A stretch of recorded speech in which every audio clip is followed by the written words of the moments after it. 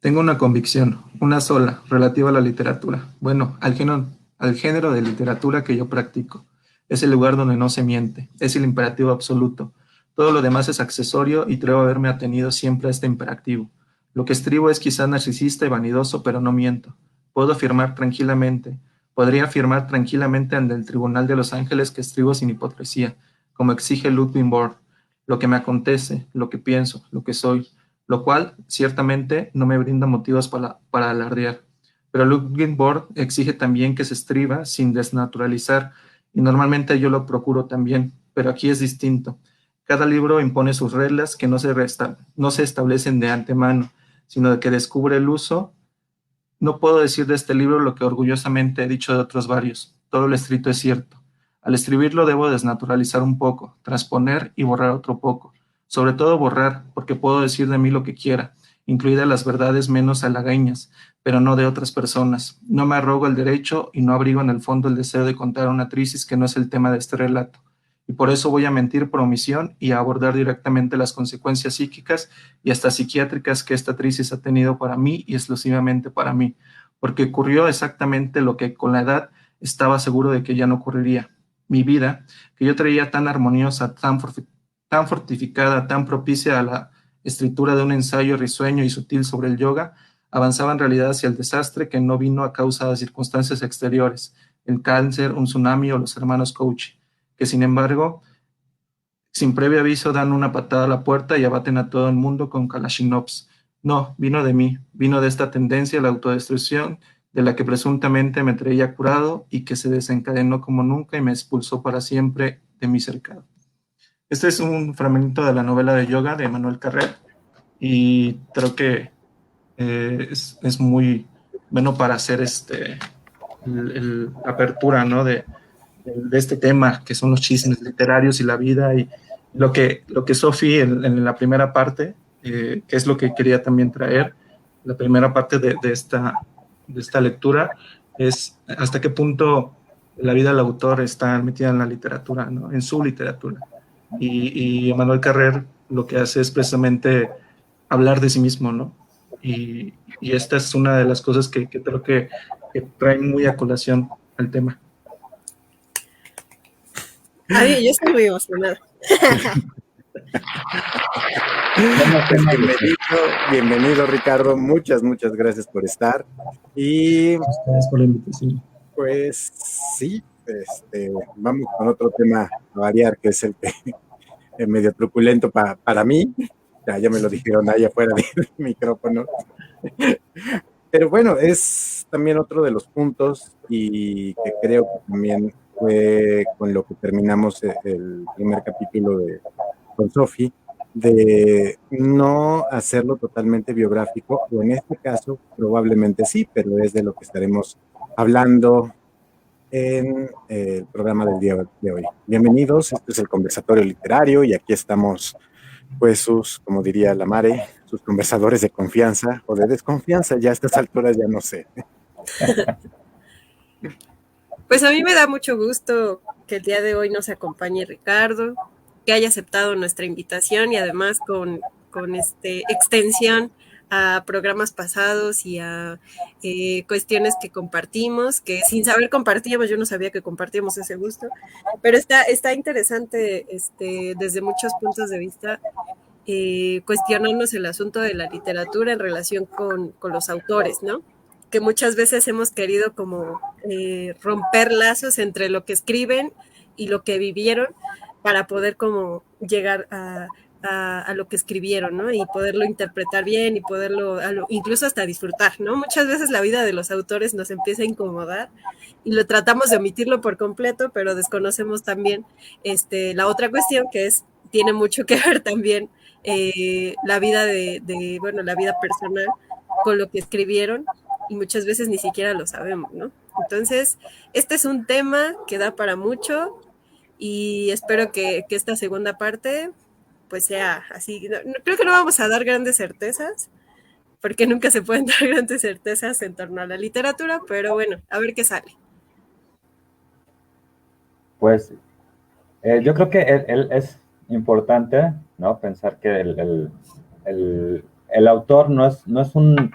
Bueno, en literatura generalmente se trata de ver al autor como un bulto gris, ¿no? Así como si todos fueran bultos grises, así como cuando en Los Padrinos Mágicos salieron estos bultos grises que todos eran iguales y nadie se diferenciaba. Así, a veces en la literatura se trata de ver al autor como uno de estos bultos, ¿no? Sin una identidad, sin un tiempo, sin un espacio, a pesar de que pues, es importantísimo, ¿no? El contexto. Pero, pues habría que ver. También por ahí, eh, cuando estudiaba psicología, en algún lugar leí que escuchar, escuchar historias te genera producir hormonas del bienestar. Entonces, pues obviamente la literatura en sí misma, pues en la mayoría son historias, ¿no? Entonces te provoca sensación de bienestar. Ahora imagínate, si además de eso le agregas los chismes de el, del autor, pues claro que te va a hacer, te va a acercar mucho más a la literatura, ¿no? Bueno, incluso por ahí si hay maestros de literatura, pues podría ser una forma, ¿no? El chisme siempre es bueno y atractivo, porque nos causa bienestar. Entonces, bienvenido, Ricardo, me da muchísimo gusto volver a verte después de tantos años. No, muchas gracias y de verdad también a mí me da un gusto verlos. Yo sé que he estado más conectado, de hecho tiene como un año que vi a Sofi, más a Sofi, ¿no? Que a la Fe y a Julio, pero me da mucho gusto verlos, me da mucho gusto la labor que están haciendo en conversatorio. Y bueno, pues a darle, a darle al chismecito. Oye, Esto Ricardo, que cuéntanos, decía, ajá, ajá, sí, sí, sí, sí. cuéntanos, Ricardo, por qué elegiste este fragmento? Mira, yo creo que para mí, por ejemplo, este autor en especial, de repente me atormenta, de repente me gusta. He leído la mayoría de sus libros confesionales, así lo dice él, novela confesional, ¿no? Porque es un tipo de novela en donde él habla de sí mismo, ¿no? Habla de su vida, habla de las cosas que le está pasando y es muy crudo también a veces, ¿no? Consigo mismo, esta parte también de la novela es como un parteaguas porque lo que él decía precisamente dentro de las otras 4 novelas, yo hablo de todo como viene, ¿no? Como va. Es lo que yo siento, como lo estoy pensando y como sucedió, ¿no? Pero en esta novela le pasa una cosa que es una separación y la verdad es que el autor se separó, ¿no? Pero por problemas legales está prohibido hablar de su separación, ¿no? Entonces, es lo que él dice, ¿no? Yo por omisión tengo que decir en este momento no voy a decir todo y esta novela no lo dice todo, ¿no? No es como las demás.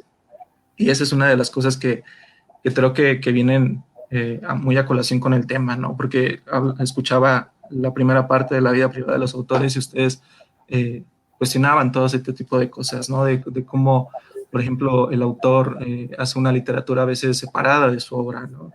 Y creo que, por ejemplo, Emmanuel Carrer yo también me cuestiono, ¿no? Hasta qué punto dice todo, ¿no? Porque la literatura, lo hablábamos alguna vez en alguna charla, hasta qué punto es mentira, ¿no? Hay novelas que, por ejemplo, están hablando precisamente de la vida, ustedes hablaban de Pizarnik y de la correspondencia y de los diarios, de todas estas cosas que son extraliterarias, ¿no? Que podrían parecer extraliterarias, pero hasta qué punto, por ejemplo, un autor te miente o miente o al menos imagina otras cosas dentro de su literatura, ¿no? Y por eso creo que lo elegí, ¿no? Porque me pareció exacto como para abrir esta charla de dejándola, como respondiendo un poco a la interrogante de Sofía, ¿no? Sí, sí, sí, eso es bueno. Me siento correspondida, 100%.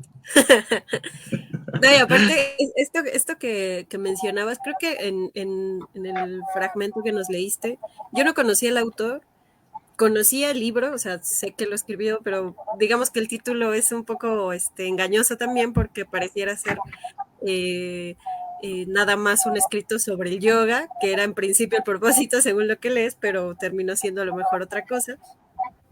Eh, pero digamos que no me he detenido a leerlo y creo que es una magnífica invitación. Y me llama la atención de este fragmento el asunto de la mentira, ¿no?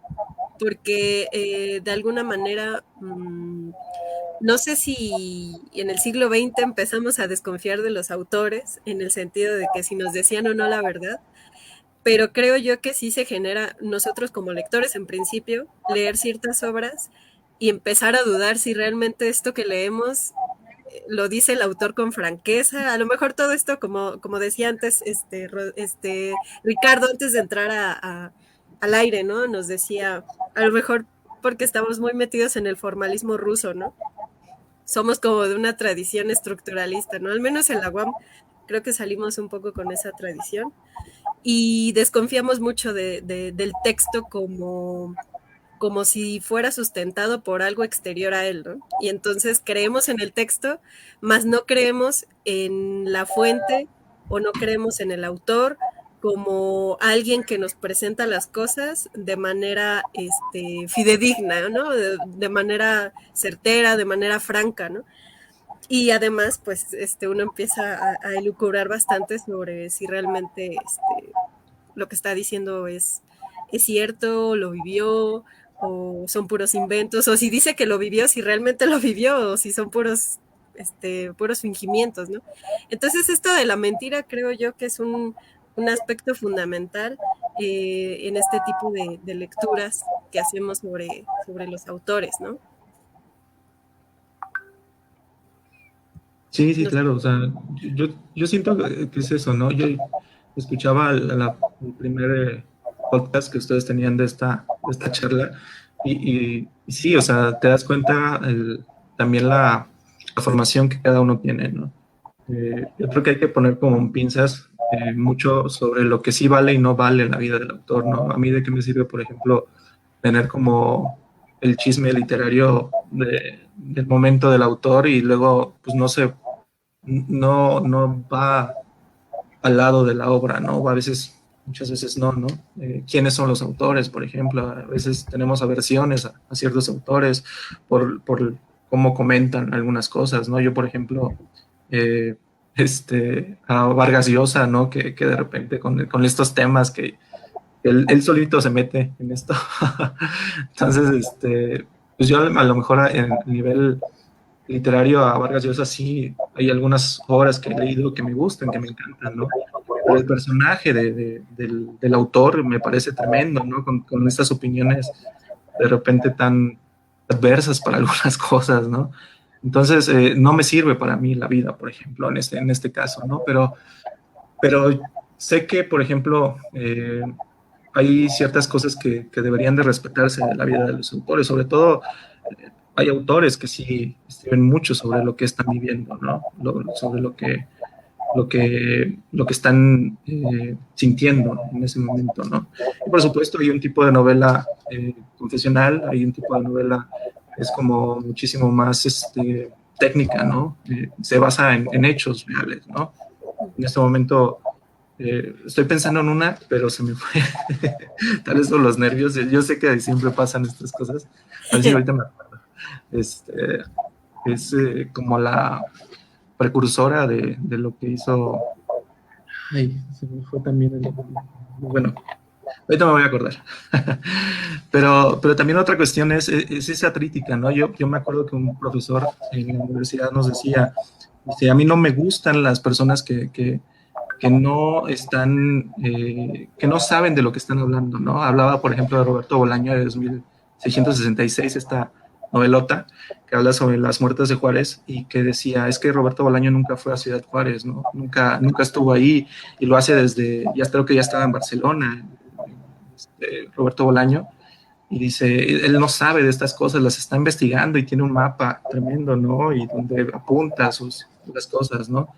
Y hablaba de Miguel de Cervantes, que decía, pues es que Miguel de Cervantes al escribir el Quijote conocía todas estas cosas que están en el Quijote, ¿no? Conocía cómo llega por ejemplo, una persona a un hostal o cosas así, hablaba del campo, hablaba de estas cosas, y Cervantes lo vivió porque fue recaudador de impuestos y iba y venía, ¿no? Estas cosas que de repente sí se meten dentro del. Yo sé que, por ejemplo, a lo mejor el texto es un ente vivo solo, ¿no? En sí, pero siento que también se nutre de estas cosas que son la vida del autor. Sí, yo creo que el pleito del AFA proviene más bien de querer fundamentar las lecturas desde la biografía, ¿no? O sea, que sea, por ejemplo, este libro se escribió porque tal autor estaba atravesando una crisis existencial muy cabrona y entonces este libro es producto de eso, ¿no? Y hay veces que sí está fundamentado, y de acuerdo a lo que está diciendo Ricardo, sí, pero hay algunas personas que hacen un biografismo a producto de gallina, y ese es cuando a mí me salta y es de, pues, no lo sé, ahí es, o sea, puedo llegar a comprender, como lo mencionábamos en su momento, por ejemplo, esta relación de Pizarnik con ay, se me olvidó. Ya estamos igual, Ricardo y yo, de la casa Cortázar. con Cortázar, ¿no? Y que ahí se plasma parte de este sufrimiento, y su yo lírico también está interactuando con este yo real, quizá, o a lo mejor ya lo estamos sobreinterpretando por todo lo que ya conocemos de la biografía del autor. Pero no sé, híjole, iba a poner un mal ejemplo, un muy mal ejemplo, que me iba a salir el tiro por la culata, te iba a decir, por ejemplo, se me ocurrió, ni que el Carlos Trejo hubiera vivido lo de Cañitas, ¿no? Pero dije, chale, creo que ahí sí ya valió madres, porque supuestamente sí es biográfico eso, así que la referencia no es en ese sentido. Pero a eso voy, es más bien de, estoy escribiendo esto, no sé, la muñeca, muñeca reina, y significa que Carlos Fuentes tenía una amiguita y estaba enamorada de ella, y cuando fue a verla ya quiere decir que todo, total, ¿no? Todo se derrumbó. Ya empezó a ver en qué se había convertido, y esta idea de la niña se rompió y le rompió el corazón, y por eso escribió el siguiente texto y bla, bla, bla, bla. Esto sí es lo que me llega a mí a brincar, y es lo que digo, no, o sea, no todo lo podemos ver desde un biografismo, y se me haría hasta cierto punto también demasiado arriesgado. Sí, yo creo que también, o sea, uno como lector muchas veces trata de encontrar un punto donde apoyarse para poder hablar de una obra, ¿no? Para poder interpretarla. Y muchas veces ese punto de apoyatura pues empieza a convertirse en algo muy cierto o algo muy objetivo o en algo que pueda ser interpretado de manera real, ¿no? Y entonces creo yo que por eso a veces uno cae o no sé si caer, pero digamos uno a veces peca de utilizar referencias de la vida del autor para poder justificar las interpretaciones que podamos tener de un texto, ¿no? Lo cual no quiere decir que esté completamente errado, pero digamos que ahí más bien la cuestión es el vicio, ¿no? Que se nos hace de a veces querer fundamentarlo siempre en la vida de los autores, ¿no? Y creo yo, y estoy de acuerdo con Ricardo, en que pues hay algunas veces que si uno se nutre de ciertos momentos o pasajes o incluso testimonios, entrevistas, por ejemplo, correspondencias y todas estas cosas que Ricardo mencionaba como extraliterarias, también empiezan a nutrir las posibles interpretaciones que haya sobre una obra, ¿no? Aunque creo que eso también tiene que ser cuidadoso, ¿no? Para no, digamos, todo recargarlo siempre en la vida del autor, ¿no? Y ahorita que mencionaba a Jesús Piñón, que ya saben, Jesús nunca nos ha dejado plantados en una de nuestras emisiones, Jesús decía, ¿el escritor también actúa? Que es una pregunta que nos hace a todos, ¿no? ¿Ustedes qué piensan sobre esto? A ver, Ricardo, cuéntanos tú. Invitado, tienes la voz. Ricardo, que es el invitado. Yo no sé si actúa, lo que sí es que la labor del escritor es como cualquier trabajo, ¿no? Y siento que, por ejemplo, pues tiene como que tener ciertas notas, seguir cierta estructura, ¿no? A mí me sorprende mucho a veces, por ejemplo, la novela no confesional, perdón, la novela de no ficción, que ya me acordé de los autores, ya les dije que me voy a acordar. Es Operación Walsh, de Operación Masacre de Rodolfo, Mira, ya me estoy trabando. Operación Masacre de Rodolfo Walsh y A Sangre Fría de Truman Capote, ¿no? Que son como los cimientos de la novela de no ficción, ¿no? Y para hacer este trabajo, por ejemplo, tan enorme de hacer estas dos novelas, pues por supuesto que hay el escritor lo que hace es un trabajo documental, ¿no? Entonces, yo siento que, por ejemplo, bueno, al menos los escritores que a mí me gustan, son personas que sí tienen cierta estructura al momento de escribir, ¿no? Que saben lo que están haciendo. Porque pues muchas veces, por ejemplo, no sé, yo siento que todos hemos tenido como este tipo de personajes que escriben y que escriben y que escriben, pero que no tienen como ninguna noción de estructura ni nada de esto, ¿no? O sea, siento que para mí el trabajo del escritor es mucho documental, ¿no? Y por supuesto que trabaja con esas emociones humanas. Tú decías, Lafa, ¿no?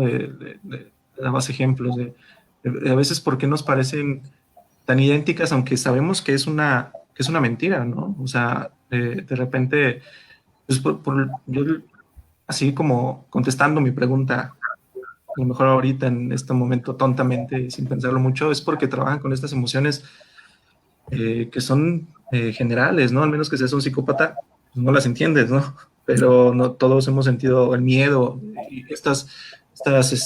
cuentos de Poe, de Lovecraft y de cosas así, y pues es porque sentimos ese miedo, ¿no? Sabemos con lo que se siente sentir miedo, lo que se siente también amar, lo que se siente odiar, lo que se siente. Entonces los autores trabajan con estas emociones y creo que, no sé si actúa, pero al menos sé que si trabaja y si es un buen narrador o si es un buen escritor, pues trabaja de una manera eh, conforme a lo que él siente, ¿no? Con podría decirlo, ¿no? Yo tengo otra teoría. Ay, bueno, no es una teoría, es una idea, pero no piensen que es teoría en realidad. Yo estaba pensando en esto de que si actúa y yo creo que en algunas ocasiones sí y en algunas ocasiones no. En algunas ocasiones creo incluso que en la búsqueda de fingir o de actuar, de todas formas salen a la luz ciertas cosas muy personales de los autores que no precisamente tienen que ver con anécdotas personales o con cuestiones testimoniales, etcétera, sino más bien cuestiones de personalidad, ¿no? Que finalmente a lo mejor nosotros no podemos tampoco llegar a ellas a través de los textos porque no somos psicoanalistas de la literatura, pero finalmente creo yo que el autor, aún en su búsqueda por fingir, salen a la luz ciertas otras cosas que sí son muy personales de ellos, ¿no? Pero creo yo, y también tengo la idea de que sí hay muchos autores que buscan a lo mejor no actuar en el sentido como lo pensaríamos en una obra de teatro, sino más bien fingir, ¿no? Dice por ahí Pessoa, el poeta es un fingidor, ¿no? ¿Por qué el poeta tendría que ser un fingidor, no?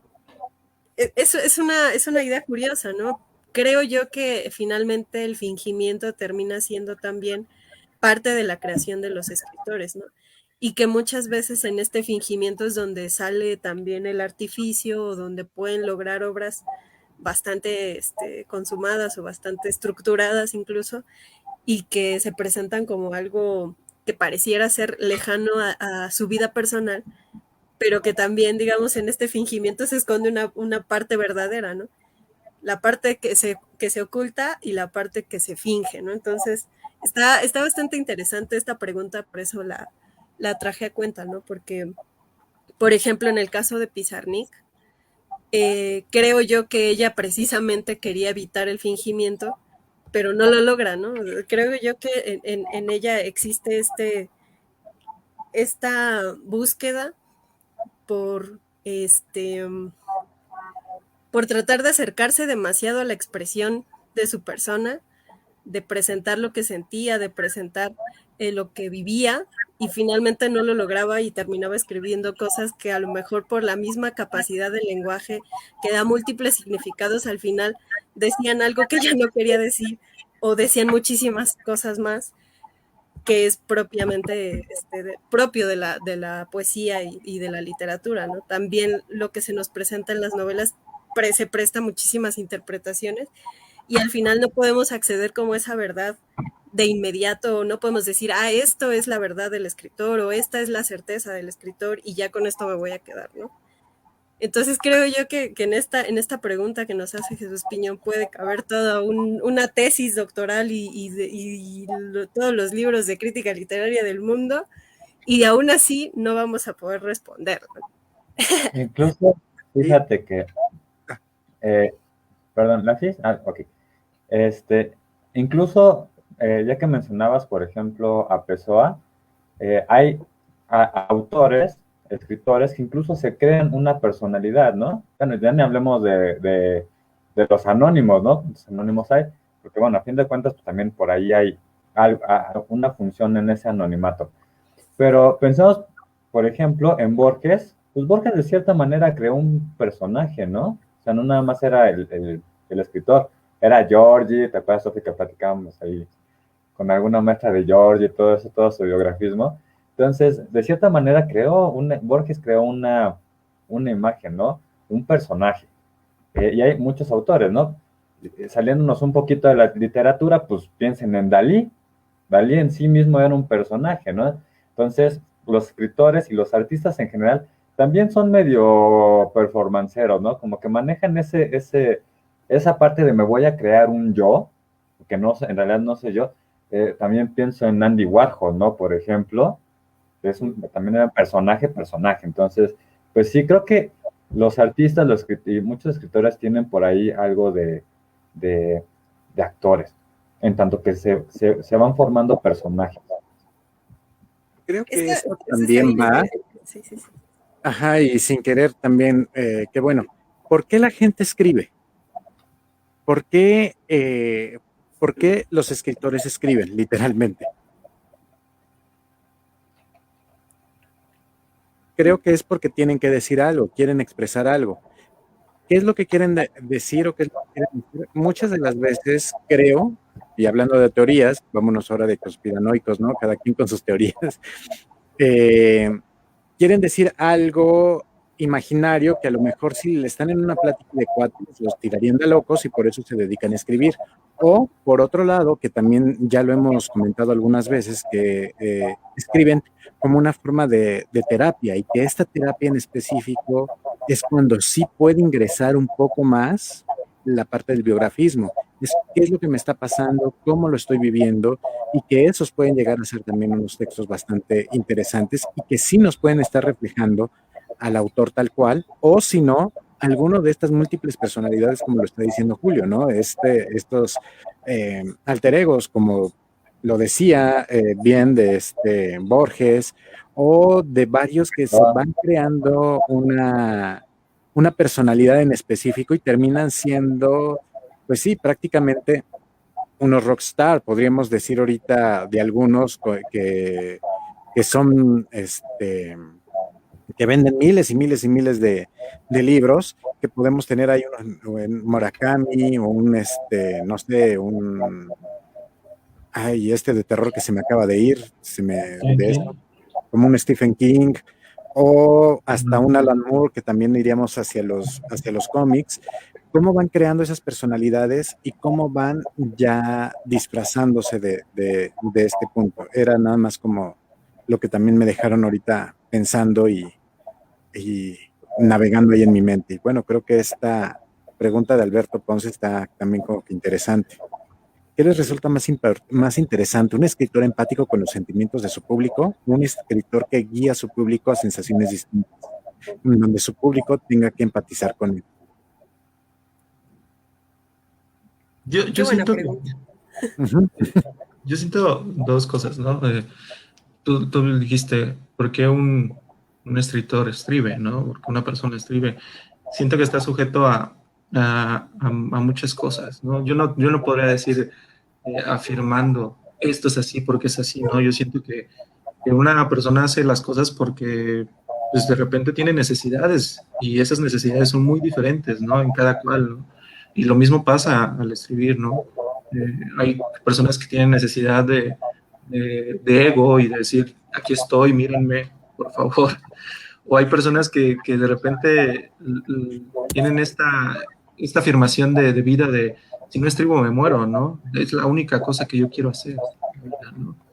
Entonces, en ese sentido, con esta pregunta, que dice que se me está acabando la pila, pero porque se desconectó, no se vaya, Pablo. Conéctate, no te me vayas. Listo, ya. Con esta pregunta, ¿no? De si el escritor tiene que ser, tiene que tener, por ejemplo, como un público dirigido, ¿no? No sé, o sea, yo siento que, por ejemplo, esta pregunta tiene mucha trampa porque dice, un escritor empático con los sentimientos de su público o un escritor que guía a su público a sensaciones distintas. Yo siento que, por ejemplo, al momento también de ser lector, pues uno tiene como estas búsquedas de esto me gusta, esto no me gusta, ¿no? No es que, por ejemplo, un escritor esté hablándome y diciéndome, tienes que leer esto, Ricardo, por favor, y te lo escribí precisamente a ti, ¿no? Y soy empático con tu vida y con todo lo que estás haciendo, ¿no? Sino más bien, pues, están los libros, se escriben y se compran y uno los elige, de repente los lee y hay algunas cosas que no te gustan y otras cosas que sí, ¿no? Y entonces no es como que haya una comunicación directa, ¿no? Más bien uno también como lector elige a sus libros, ¿no? Elige lo que le está haciendo o le está funcionando en ese momento de su vida, ¿no? Y eso yo creo que es muy claro, ¿no? En el sentido de los gustos, ¿no? A mí me puede gustar y fascinar a un autor o cierto autor, pero me puede hacer una aberración con otro, ¿no? Porque no es lo que siento que no es lo que me está dando a mí, vaya, ¿no? No me está aportando nada. Yo no sé si los escritores realmente antes de escribir o de concebir una obra piensen inmediatamente en el público al que se van a dirigir, ¿no? Creo que sí hay algunos, ¿no? Porque hay toda una industria alrededor de las editoriales y demás que generan libros bajo encargo, que incluso hay autores a los que les pagan ya por producir obras específicas para cubrir la demanda de un cierto grupo lector, ¿no? Y creo que ahí sí podemos hablar de que el escritor ya escribe bajo la idea de un cierto público en particular y al cual debe de satisfacerle empáticamente, ¿no? Por ejemplo, pienso en autores bestseller como Stephen King, ¿no? Al que ya le pagan básicamente por adelantado y no hay problema en lo que escriba porque saben a qué grupo lector se dirige, ¿no? Pero creo yo que aún así, o sea, uno también sería falso creer que los escritores escriben sin tomar en cuenta que también van a ser leídos por un cierto lector ideal, ¿no?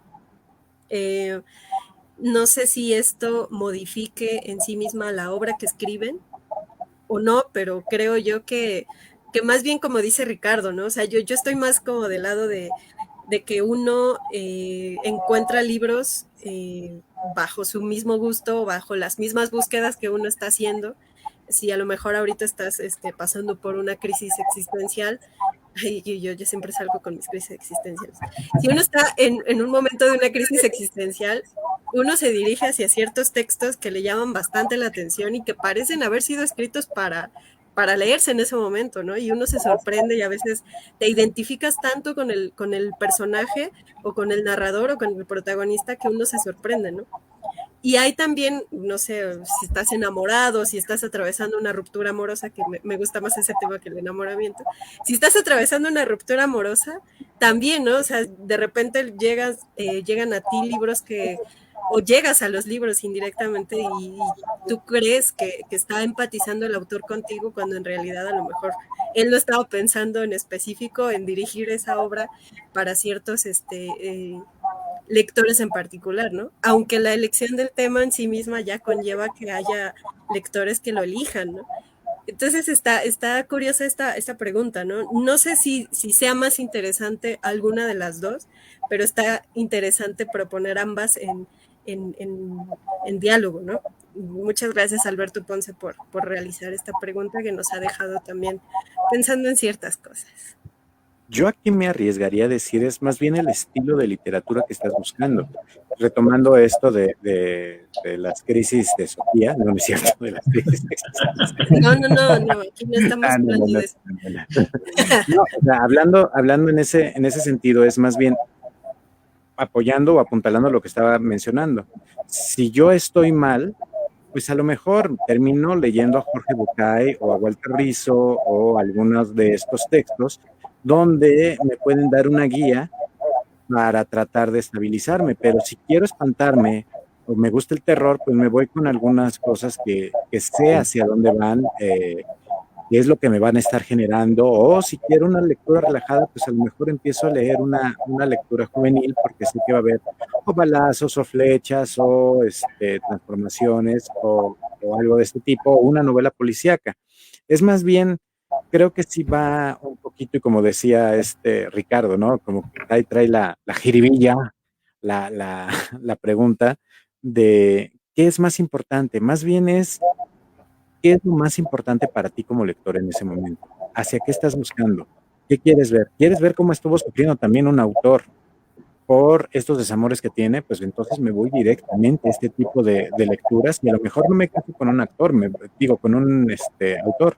Voy buscando de la misma forma. Yo estoy de acuerdo con todos ustedes. Definitivamente, el autor que es empático con los sentimientos del público, híjole, pues está difícil, ¿no? Porque quién es el autor y quién es el público. Sí, sin embargo, a mí sí me parecería mucho más interesante, particularmente, claro, un escritor que, ¿qué? Que genere nuevas sensaciones o que genere sensaciones en mí. Yo creo que eso es más interesante, ¿no? Porque como decían mis compañeros, pues sí, ¿no? Si yo quiero leer algo pues tranquilo, relajado y hasta romántico, hasta para dedicarlo, pues igual me busco una novelita o algo de Corín Tellado. Pues se puede, ¿no? Pero si yo de pronto abro un libro y digo, ah, carambas, aguanta, ¿no? A lo mejor no van a ser nuevos sentimientos, porque pues, los sentimientos ya están como muy focalizados. Pero pues sí me va a crear emociones y yo creo que un autor que puede conectar emocionalmente con una persona, con un lector nuevo, con alguien que se está acercando, yo creo que ese es muy interesante, particularmente. Sí, totalmente. Sí, pero yo creo que lo que dijo Lafa, ¿no? De las necesidades, bueno, lo que dijo Lafa y Sofi, ¿no? Las necesidades del lector, ¿no? Yo a propósito de los chismes, me acuerdo de uno que de repente Paulo Coelho, creo que hace unos par de años estaba publicando su novela Hippie y el tipo ya vive en Suiza, ¿no? Ya está en un castillo suizo el tipo, sí, es una cosa. Y la novela trata, según, yo no la he leído, pero vi pues, ¿cómo se dice? Señas, ¿no? Sí, y de repente decía que es sobre la vida de Coelho en Brasil cuando él era hippie, creo que hizo un viaje por Latinoamérica y vivió de esa manera, ¿no? Pero en ese momento la entrevistadora se sorprende, pues, ve una mansión y dice, pero ¿hasta qué punto, por ejemplo, es creíble que usted, Paulo Coelho, sí es un hippie cuando estamos bien? Porque él afirmaba que todavía seguía siendo hippie, ¿no? Ajá, ese era el punto muy bueno, porque no, y es que yo sigo siendo un hippie. Sí. Y decía así como o sea, pero con tanto privilegio, ¿de dónde, no? Y estas cosas que son chistosas en la literatura, porque al final del día, yo no puedo decir, por ejemplo, yo no tengo la necesidad de leer a Paulo Coelho, no me parece una cosa que quiera leer, vaya, ¿no? Pero el tipo, como lo decía Sofi, está muy programado para hacer este tipo de novelas porque se venden muy bien y hay un público precisamente emocionado con este tipo de aventuras. Sean verdad, sean mentira, no lo sé, ni lo quiero tampoco saber, ¿no? Porque si no luego hay la decepción, hermano. pero la realidad es que tiene un público muy extenso este tipo, ¿no? Y las personas que están leyéndolo constantemente y que están comprando sus novelas porque parece como serie de televisión de sale uno y me compro uno, ¿no? Veo todo lo que tengo que ver. pues, se traen el chiste, ¿no? Se traen que este tipo es esto, ¿no? Y por supuesto, yo también hasta podría como cuestionar si de verdad él está escribiendo eso, ya tiene un cúmulo de personajes ahí escribiendo lo que va a hacer y bueno, estos escritores fantasmas, ¿no? Que ya son muy famosos ya en este medio editorial, pero que vamos a lo mismo, ¿no? En ese sentido, él sí tiene un público ya, ¿no? Muy bien definido y al menos el proyecto editorial que él representa está destinado a ciertas personas, ¿no? Y que parece, tiene mucho que ver precisamente con lo que nos preguntaba Jesús, ¿no? Pues Pablo Coelho, en ese sentido que nos acabas de contar, pues es un actor. Por ¿no? supuesto. Ya se creó el personaje. Y uno de los buenos, según parece, ¿no? Porque se lo sigue comprando mucha gente. Ajá. Por aquí Jesús Piñón nos dice: siento que el propósito del escritor es crear una ficción y una verosimilitud que lo trascienda y de la cual el lector pueda completar un sentido y una interpretación. De alguna forma, el escritor invita al juego del pacto literario y de allí se construirá nuevamente el significado de su tarea y su obra. Uy, muy bien, Jesús Piñón, tienes que venir al programa un día de estos, ¿eh? Estaría bien chido platicar contigo en persona. Nada más que se decide y que nos diga que sí la fecha. Sí, ya nada más que acepte. Oigan, Sofi y Ricardo, Dígame. yo tengo una pregunta, porque me quedé con una duda hace rato. ¿Hay alguna diferencia, y si la hay, cuál es, entre una biografía, bueno, digamos una novela biográfica y una novela, ¿cómo decían hace rato? Vivencial, ¿Confesional? Confesional, sí. ¿Entre una novela autobiográfica o biográfica? Pues autobiográfica. Pues yo no he leído mucho de novelas confesionales, te he de ser sincera. No sé incluso si ya sea como tal una, así de que si vayas a buscar específicamente novelas confesionales, pero yo me imagino que van por el mismo asunto de las novelas autobiográficas, ¿no? Aunque las novelas autobiográficas en realidad sí parten como de la idea de la formación del autor, o sea, como que tienen más una estructura de presentar la vida del autor desde sí mismo, ¿no? Aunque también hay novelas autoficcionales, ¿no? Que en este caso serían novelas que ocupan un poco aspectos de la realidad del autor, pero que se trastocan en ficción a partir de un personaje, etcétera, etcétera, ¿no? Pero en esto de las novelas confesionales, no sé si Ricardo nos pudiera dar algunos datos al respecto, o si, por ejemplo, comparte con lo autobiográfico, etcétera. A lo mejor planteé mal la pregunta y no necesariamente novela, ¿no? Sino más bien literatura. Ajá, la literatura confesional. Sí, no lo sé, mira, yo te podría decir, yo no podría afirmar, por ejemplo, que haya una diferencia o que no la haya, ¿no? Yo lo que sí creo es como demasiado, ¿cómo decirlo? Demasiado en este sentido de académico, ¿no? Poner como títulos a lo que es y lo que no es, ¿no? Yo siento, o sea, estas cosas, por ejemplo, de novela de ficción, novela de ficción. Etiquetas. Sí, exactamente. Yo siento que, por ejemplo, que yo ya estoy un poquito alejado del medio académico. Pues a veces como que este tipo de panorama, ¿no? Ustedes lo hablaban ya en unas charlas previas, ¿no? En podcast.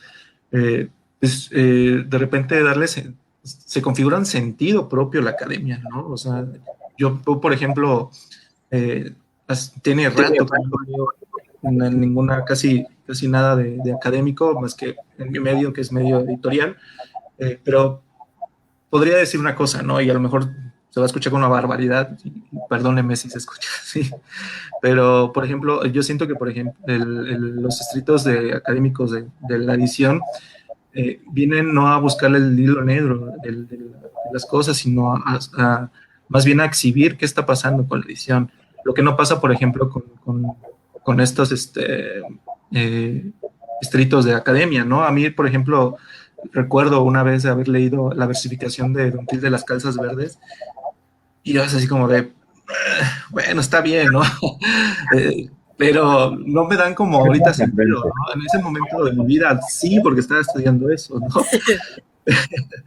Pero ya alejado un poco de todo esto, pues no me da. Entonces, contestando, Julio, no sé si lo hago de la mejor manera, pero creo que son más bien como estas cuestiones académicas de etiqueta, ¿no? Yo lo que te podría decir es, probablemente, por ejemplo, la literatura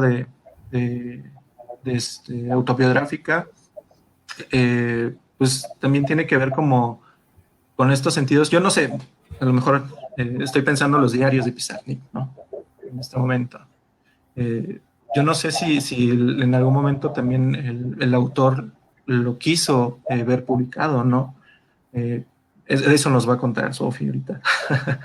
pero, pero yo no sé si había una intención de ser publicado, ¿no? O desde, por ejemplo, de los diarios o de las cartas, las correspondencias, que también de repente son muy interesantes para entender como tanto al autor como al medio, ¿no? En el que se movía. Con este tipo de literatura que es confesional, que es, por ejemplo, de Manuel Carrer, que es de la que hablaba. Yo no sé hasta qué punto, por ejemplo, son distantes, ¿no? Estas cosas, pero lo que sí es, por ejemplo, que al menos lo de Yoga de Manuel Carrer y las 4 novelas previas, pues sí, había un sentido de publicación, ¿no? No sé si en otro lado, por ejemplo, vuelvo a repetir los diarios, también había ese sentido. Bueno, pues en el caso de Pizarnik, en el caso de ella sí, porque incluso ella en vida publicó algunos fragmentos de su diario, ¿no? Buscó publicarlos, pero no completos, ¿no? Extrajo algunos fragmentos de su diario, los reescribió, o sea, como si se reescribiera un poema, como si se reescribiera un cuento que uno va a mandar a la revista y que va a ser dictaminada. Lo reescribió estos fragmentos y los mandó a publicación y se publicaron en la revista cuando ella todavía estaba viva, ¿no? Pero ya el asunto de sus diarios completos, pues no fue una cuestión totalmente preparada, ¿no? Pero sí, digamos que tenía ella no propósito, pero digamos que sí había depositado cierta fe en sus diarios para que fueran también vistas como algo literario, ¿no? Que creo que es un propósito que también algunos autores siguen, ¿no? Y que siguieron así a rajatabla, ¿no? Recientemente estaba yo viendo el de Bioy Casares, ¿no? Bioy Casares también publica su diario en vida y le hace su prólogo y hasta básicamente deja ahí como la botellita en el mar para ver quién la recoge y la lee. Y es curioso, ¿no? Este contacto de los escritores desde su vida privada o aparente vida privada para ser dirigida a lectores que van de pronto a descubrir en los diarios una cuestión pareciera ser muy personal, pero que también tiene otras visiones, ¿no? No nada más encontramos ahí como lo meramente anecdótico, ¿no? Y este juego a mí me encanta, ¿no? Por eso a mí me encantan los diarios, ¿no? Porque los diarios no son solamente de ayer fui y me encontré las tortillas a la vecina que vive a 2 casas, ¿no? O sea, también son otro tipo de experiencias que nos dan cuenta incluso de sus procesos creativos, ¿no? Y esta es la parte que a mí me encanta, ¿no? Porque también forma parte de la vida privada de los autores, aunque creamos que la vida de los autores solamente es puro chisme, ¿no? O puro amorío, o puros problemas familiares, o depresiones de los escritores, etcétera. También en la vida privada de los autores está contenida la parte de producción escritural, ¿no? Todo lo que ellos atravesaban, los rituales que ellos hacían para escribir, no sé, incluso momentos en el día en que escribían, ¿no? Por ejemplo, recientemente platicaba yo con Víctor y me decía que Balzac escribía en un cuarto a oscuras, ¿no? O sea, no tenía ventanas, le gustaba escribir de noche y no le gustaba que tuviera ventanas en su cuarto, ¿no? Entonces escribía bajo ese ritual en la noche, ¿no? A cambio de a lo mejor otros escritores que necesitan de una ventana para poder salir y reflexionar o mirar a la calle, etcétera, ¿no? Entonces a lo mejor este tipo de detalles a nosotros nos parecen curiosos, pero finalmente también forman parte de la vida privada de los autores, ¿no? De acuerdo a lo que estás diciendo, ahorita tal cual se me vino a la mente el libro vacío de Josefina Vicens. Por ejemplo, hablando de esta parte de vida privada o confesionarios, donde vas escribiendo cosas que parecen tal cual, y me vino la referencia tal cual cuando dijiste esto de ir por lo de las tortillas, pero cómo el propio escritor va creando todavía una historia para hacerla más interesante, porque sí, sí, es que hoy fui al mercado y me encontré a 3 pesos el kilo de tortilla o el kilo de jitomate, y luego, pues no, pues nada más eso, güey, ya me regresé a mi casa, pues no, no, güey. El Nobel para este cabrón, ¿no? O esta cabrona. Obviamente no, ¿cómo lo van ficcionando? Que era parte de lo que estaban mencionando, creo que era Jesús, o cómo lo van transformando para a partir de ese soliloquio o de ese acto de conciencia que tiene el escritor, o en este caso del personaje escritor en el libro vacío, cómo va creando toda una red intelectual o psicológica de, es que si hubiera hecho esto, si hubiera hecho aquello, bla, bla, bla, lo que muchas de las veces a nosotros nos pasa y es cuando empatizamos con el escritor, es que puta, dije esto o hice esto, ¿qué hubiera pasado si en lugar de hacer eso, hubiera hecho esto, hubiera dicho esto? Y ahí es donde empezamos a tener este enganche con el escritor, que no nos está hablando de que pues a mi hijo le va a salir una cola de cochino porque me metí con la prima, ¿no? O que va a salir volando o algo o otros tipos, Sí, que sí, sí. también pueden llegar a crear esa empatía o ese punto en específico, porque yo estoy buscando también fuera de esta realidad algo que pueda estar dentro de este colectivo imaginario y que luego aquí en Latinoamérica ni se nos da estar contra las brujas, zombies, monstruos y fantasmas. Creo que también esa es una parte importante de cómo esa realidad que tiene tu escritor, cómo la transforma para captarte, para atraparte y que quieras pedir más y que puedas seguir exigiendo, o bueno, sí exigiendo, porque luego terminan siendo muy violentos los mismos lectores y te terminan exigiendo de más y el otro y el siguiente y bla, bla, bla. Sí, sí, sí. Ahorita que comentabas, pues resulta que también a veces los autores intentan, pues sí, ¿no? Darle un estilo a su obra. Tenemos, por ejemplo, algunas novelas que, sobre todo, no sé si son testimoniales, confesionales, pero que sí narran ciertos hechos, sobre todo, por ejemplo, los exilios, pero no te los narran tal cual con las emociones, ¿no? Con los puntos y comas como lo sintieron, porque pues creo que se gastaría en algún momento pues la confesión. Y lo que hacían entonces era darle un plus, ¿no? Una forma distinta de ser contados. Y me viene a la mente una novela que leí muy buena de Carmen Martín Gaite, que se llama El cuarto de atrás, en donde a través, ¿no? de ciertos recuerdos, en realidad ella no hace nada, no está escribiendo, incluso parece que es un sueño lo que se está pasando, y está contando cómo vivió el franquismo cuando era niña, ¿no? Pero hace ahí unos paralelismos un tanto interesantes y a partir de ahí, pues nos cuenta una parte de su vida, pero no desde pues yo me sentía así, no como una biografía tal cual, sino que le da un sentido diferente, pues a partir de ahí empieza la parte interesante literaria. También está, no sé si leyeron La Casa de los Conejos. No, yo no. Bueno, igual es un tanto biográfica. Esta es argentina, que vivió una dictadura argentina y también lo cuenta desde la niñez, ¿no? Entonces, pues son estas cosas que van contando los autores desde su perspectiva, pero que no son como tan así, ¿no? Tan rígidas, te voy a contar lo que me pasó. Pues, puede ser, no sé si un poquito aburrido y chocoso, ¿no? Sí, pues tiene que ver con esto, ¿no? Del trabajo, ¿no? Y el trabajo del escritor, ¿no? Yo sigo afirmando eso de que escribir es un trabajo. O sea, no nada más es una cosa que a uno nos sale y que de repente por las musas, ¿no? Y estamos embelesados de ellas, ¿no? Sino más bien es como esta cuestión del trabajo constante y depende mucho del estilo de cada autor. Yo, pensando un poquito con lo que dijiste, Julio, se me venía a la mente, por ejemplo, Padura, sus libros de Mario Conde, ¿no? Y que al final del día, pues es una invención, ¿no? Pero cómo pone también en cierto sentido lo que se está viviendo en Cuba desde hace 30, 40 años, ¿no? Y la nostalgia y todas las cosas de cómo de repente está transformando este tipo también de ciudad, ¿no? Porque pues, no es la misma ciudad desde el primer libro hasta el último, ¿no?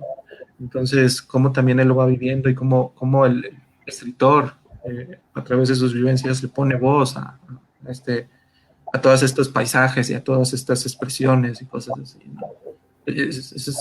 Yo creo que ese es parte del trabajo del verdadero escritor. Sí, porque también si los escritores se ponen muy estructuralistas, pues como que ya también se pierde un poco la comunicación con el lector, ¿no? Esto lo descubrí un poco a regañadientes, ¿no? Porque yo era formalista de Hueso Colorado. Yo decía, no, así como Lafa, ¿no? No, es que el texto tiene que ser una entidad viva, ¿no? Es que decía Ricardo, una entidad viva y en él deben de estar todos los significados y a mí no me vengan con que el biografismo y que el autor aquí quiso decir que estaba no sé qué y que en el año de 1800 no sé qué pasó esta crisis y entonces redactó tal cosa. Pero finalmente, digamos, ya uno siendo un poco más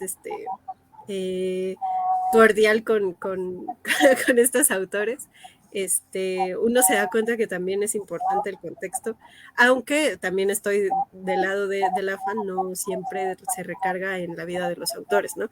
Muchas veces también tiene que ver, y esto tiene que ver también con lo que decía Julio, con cuestiones incluso políticas, sociales que suceden a su alrededor y que muchas veces también impactan en la vida del autor y que son retratadas tal cual, bueno, sí, ficcionalizadas, pero digamos son retratadas, o que indirectamente influencian al autor, bueno, lo influyen para poder escribir ciertas obras que tienen que ver con temáticas como el exilio, con temáticas como la Segunda Guerra Mundial, temáticas como las guerrillas, etcétera, ¿no?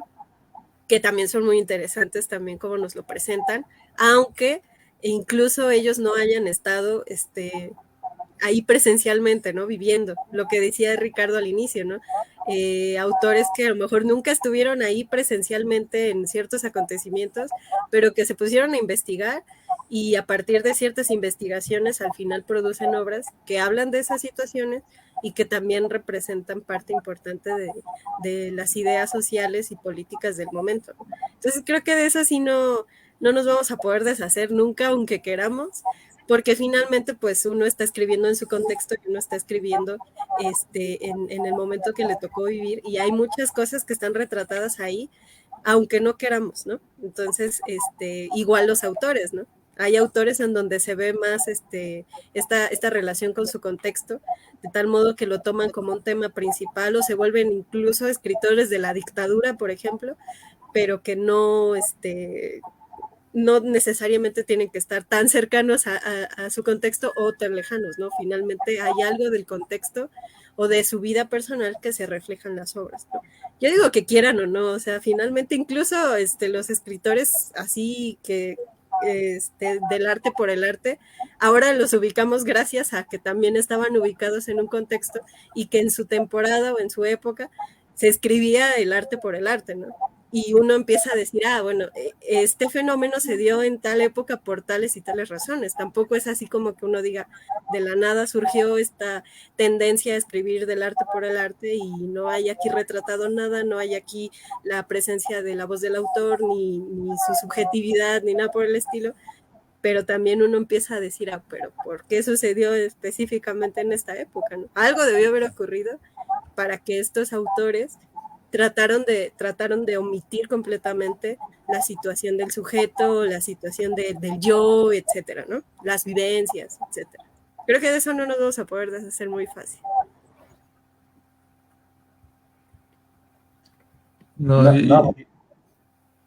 Perdón. Aquí tú eres el rey. Gracias.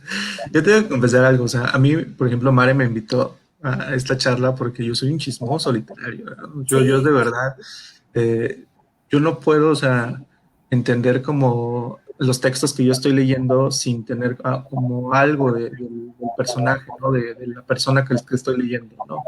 Yo sí soy de las personas que a veces, cuando está más engatusado, se pone a leer entrevistas y se pone a ver videos, claro. y, un montón de cosas, ¿no?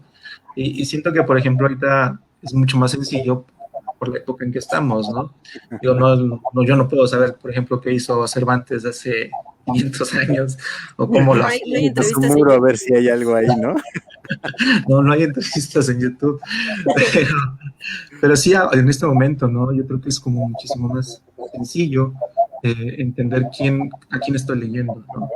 Y de repente, pues eso es lo que a mí me agrada, ¿no? Y a lo mejor, porque vuelvo a decir una cosa, a lo mejor una aberración para ustedes, pero yo ya no lo leo de forma académica, ¿no? O sea, ya los textos son mera literatura, ¿no? Antes, por ejemplo, era muy abusado para veces, porque estábamos en el medio, ¿no? De esto tiene que ser así, así, asado, ¿no? Y éramos muy quisquillosos en señalar esos errores, ¿no? Sí, sí, Y sí. dejamos de disfrutar la literatura, que supuestamente por eso a lo mejor algunos nos fuimos hacia allá. Perdón, te interrumpí. No, está bien. Y de hecho, o sea, ahorita pienso, por ejemplo, en Nanas de la Cebolla de Miguel Hernández. Yo a lo mejor no hubiera podido entender, o sea, el texto por sí mismo es una entidad viva, yo lo entiendo, ¿no? Y sé que, por ejemplo, el texto en sí solo, si yo lo leyera sin el contexto, eh, sería lo mismo, ¿no? El mismo poema, ¿no? Pero digo, al final cuando uno lee Nanas de la Cebolla y piensa en Miguel Hernández y piensa que se estaba muriendo de hambre y que él estaba en la cárcel y todas estas cosas y de repente la cebolla se escarcha porque era lo único que estaban comiendo, ¿no? Y cosas así, de repente me hace más sentido, ¿no? Yo siento que complementa mucho lo que hace el autor. Y creo que por eso, o sea, por eso soy chismoso literario, porque me encantan mucho esas cosas. Por favor, Oye, Ricardo, no bien de pienses que esto. estás aquí hablando barbaridades No, ni al nada por el contrario. estilo. De eso se trata este espacio de salirnos de nuestra zona, no de confort, porque tampoco estábamos muy cómodos, más bien de esta zona Contrario. rígida de pensar la literatura, ¿no? O de pensar la literatura como algo que va en un cajoncito, con su etiquetita y su foldercito. No, eso tratamos de evitarlo aquí. Aunque digo, o sea, de todas formas estamos formados por la literatura universitaria, pero bueno, se trata un poco de salirnos de esa zona. Así que tú libre aquí. Muchas Sí, gracias. al contrario, y apoyamos mucho ese punto que estás comentando.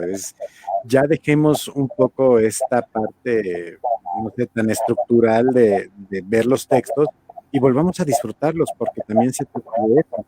Pero también lo menciona, si no tengo un contexto completo, pues va a estar más complicado. Eh, Recordé, conforme estaban hablando, también un poquito la intervención de Lucita, que mencionó el libro del preciso de ahorita, pues, por ejemplo, el Conde de Montecristo o el Príncipe de Maquiavelo, que también respondía a algunas situaciones políticas y sociales, y que muchas veces los libros salen a partir de querer expresar estar a favor o en contra de cómo está la sociedad, o gracias a cómo estaba la sociedad, tuvo que salir un texto en específico, que creo que va muy relacionado con eso, pero si no sabemos qué es lo que hay alrededor, no nos enteramos. Y esto sí le pega directa o indirectamente al autor, porque a fin de cuentas, él también es un ente vivo que estaba desarrollándose en ese momento y que era lo que veía en ese momento, en su tiempo, y quería cambiarlo, quería plasmarlo, quería verlo. Bueno, ese es también otro de los puntos que sí, eso sí siempre he defendido.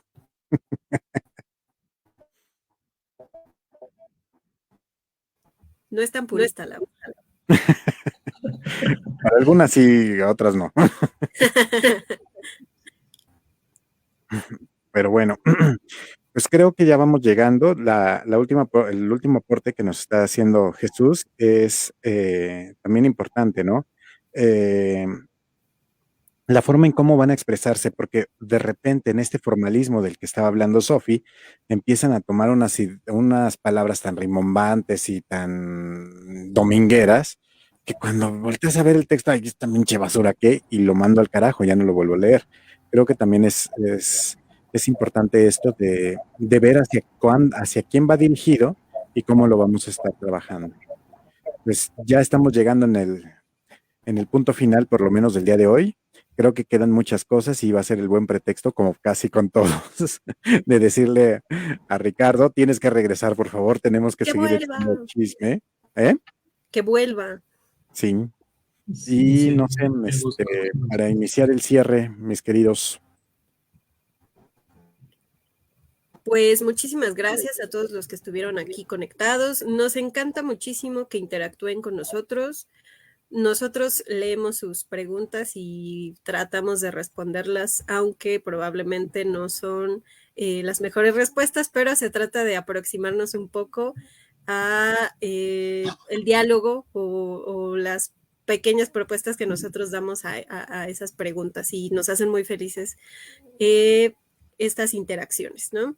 Y pues también agradecerle a Ricardo que fue un buen reencuentro, sí, como dice él, yo ya lo había visto hace no mucho tiempo, nos encontramos y fue muy chido, pero bueno, siempre es bueno regresar con este tipo de temas y charlas que además, sin querer, compartimos ese gusto chismoso, por la vida de los autores, y yo me sé unos buenos chismes, y yo creo que Ricardo también tiene ahí sus buenos chismes, aunque seguramente pues no lo vamos a poder decir hoy, pero seguramente podemos también hacer una tercera parte, pero ahora sí así de, ay, oye, ¿y tú sabes que Octavio Paz y de acá, no?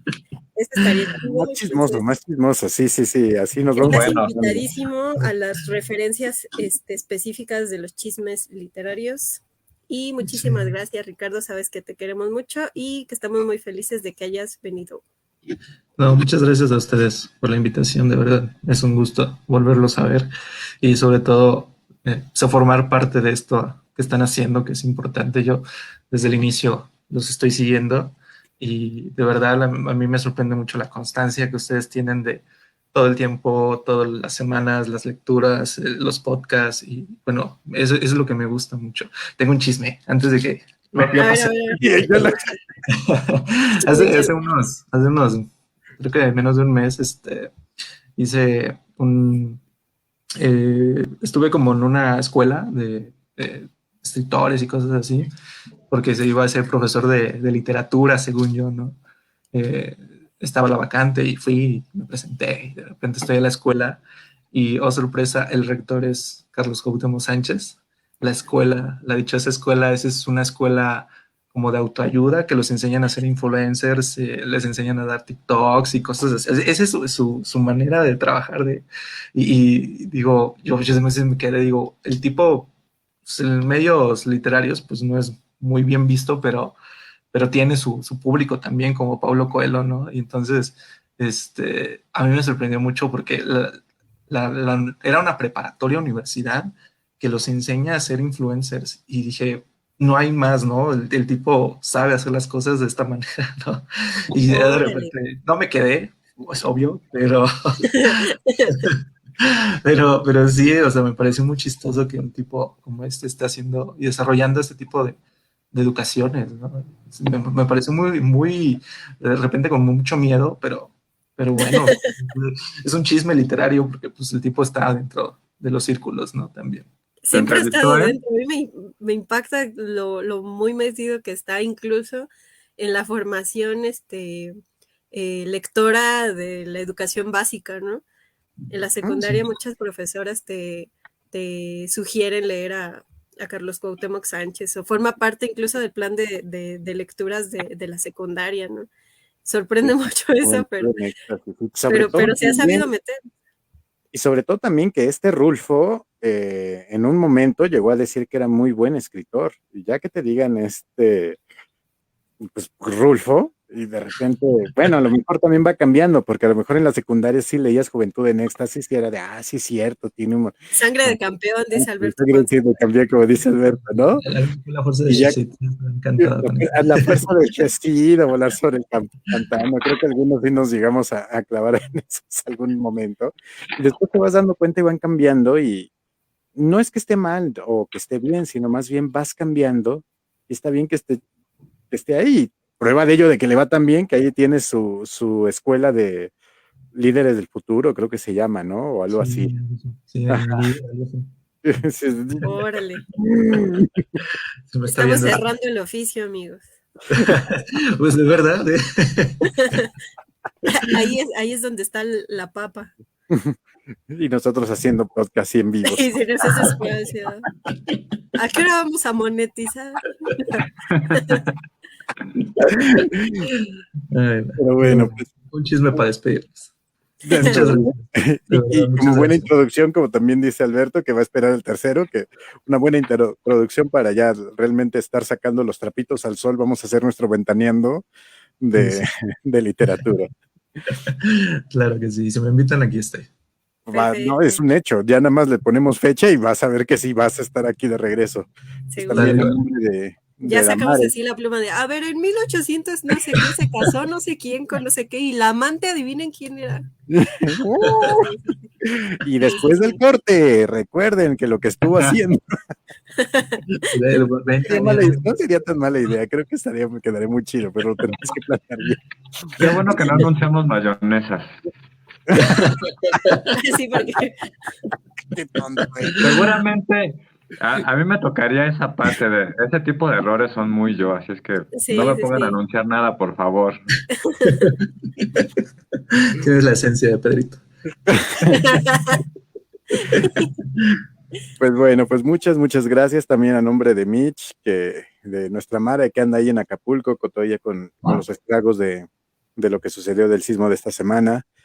Y que pues les mandamos un abrazo y les deseamos todo lo mejor a toda la gente que nos sigue y a los que no nos sigue también en Acapulco. Están pasando cosas ahorita pesadas una sobre otra, pero pues están, como le decía a Mitch, están en nuestros pensamientos y en nuestros buenos deseos. Mucho más no podemos hacer, pero creo que es importante que sepan que estamos con ustedes. Y bueno, pues esto fue el conversatorio, chismes literarios, y muchas gracias Ricardo, y nos vemos para la próxima. Ustedes, Gracias. muchas gracias.